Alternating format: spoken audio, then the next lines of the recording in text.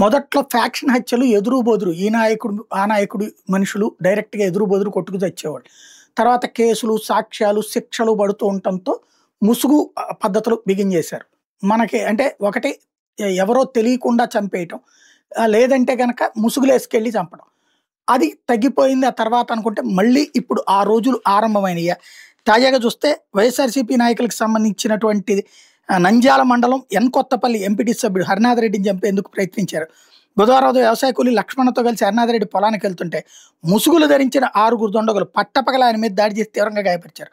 కూలీలు కేకలు వేయడంతో దుండగులు అక్కడి నుంచి పారిపోయారు. తీవ్రంగా గాయపడిన హరినాథ్ రెడ్డిని స్థానికులు నంద్యాల ప్రభుత్వ ఆసుపత్రిలో చేర్పించారు.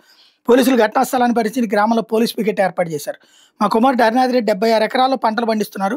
అందరిని ఆప్యాయంగా పలకరించే హరికి గ్రామంలో శత్రువులు లేరు.